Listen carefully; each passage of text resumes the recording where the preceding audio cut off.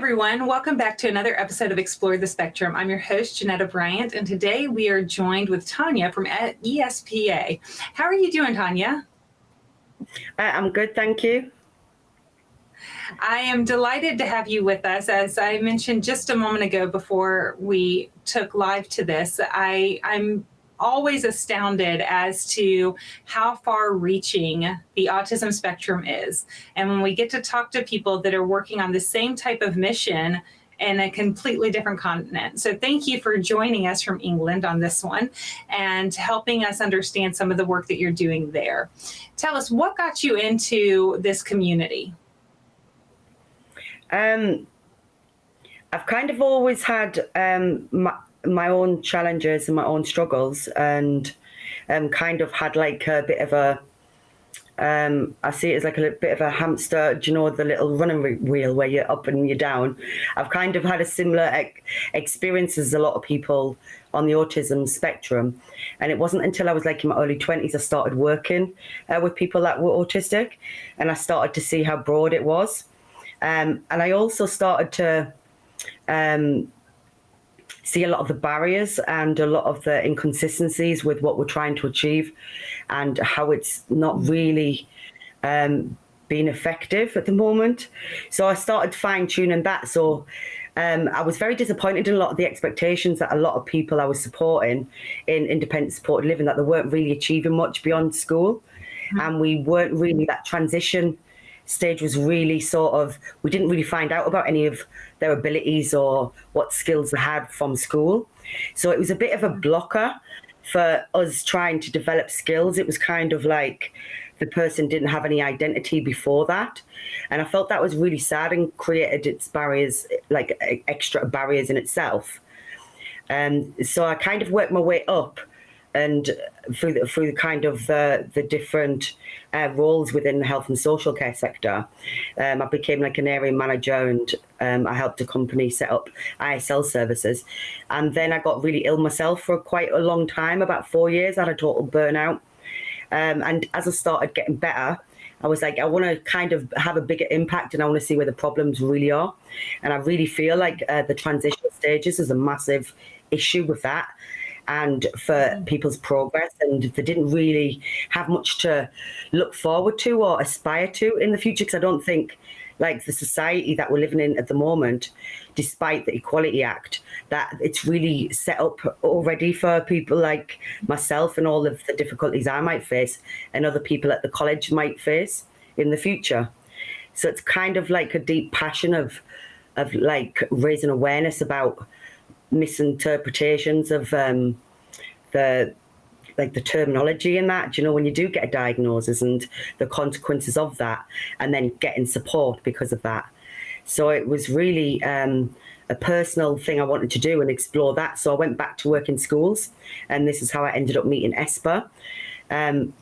I found ESPA very inspirational. They, like, just the nature that they were. It was set up by parents who realised there was nothing for their children, and there was nothing really for them to progress to.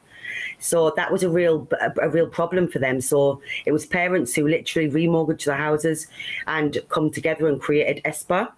And now they've got 4 colleges. They've got lots of ISL services, so support people with independent living. And we've got residential support services as well. So I kind of was, when you work for an organisation, you don't really see that extra personal touch, which I think is very important for supporting people on the spectrum, because it's very personal, I think. Even all the barriers are very personal to each individual.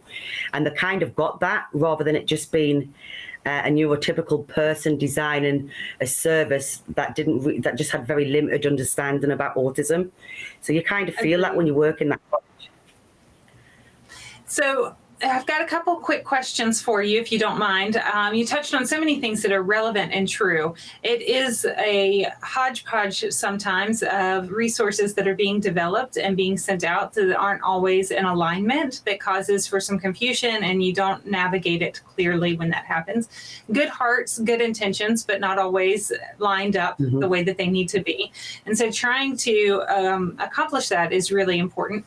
But also, you talk about the transition transition from education into employment as an employment counselor and trying to help these kids be their best, it is a tough thing to do because it all depends. And in my experience, anyhow, has been that these kids sometimes are taught all of the different academic skills, but they don't have the life skills to go with it in order for them to wake up on time or for them to be able to care for themselves to get where they need to go. You know, these are things that we take for granted sometimes, and they're costing them opportunities to further themselves in their career.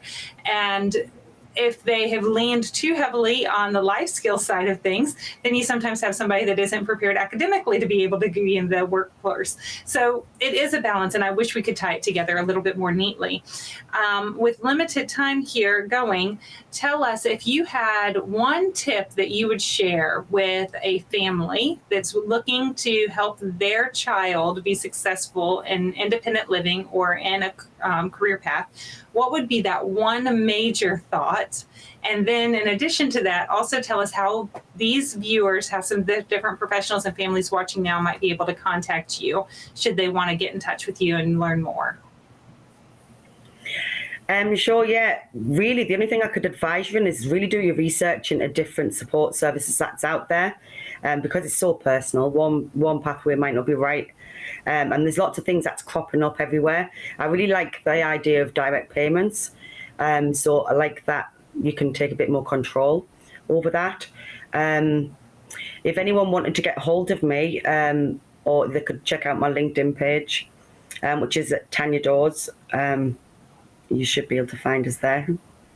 I love that. And it is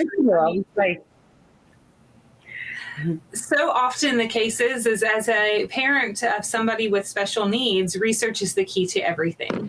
And so I encourage anyone who's sitting here and they're thinking to themselves, I have obstacles that I'm facing. I'm not sure if the right supports are in place in some of these different places, then research them and talk to other parents, right? Talk to Tanya, reach out to her. If you are anywhere on that side of the map, I would expect that she's got a lot of resources that she can probably point you forward with.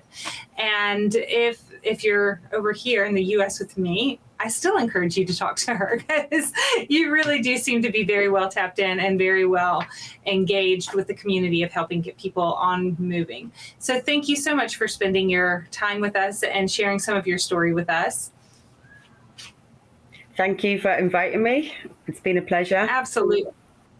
And to all of our viewers, thank you for joining us as we continue to explore the possibilities.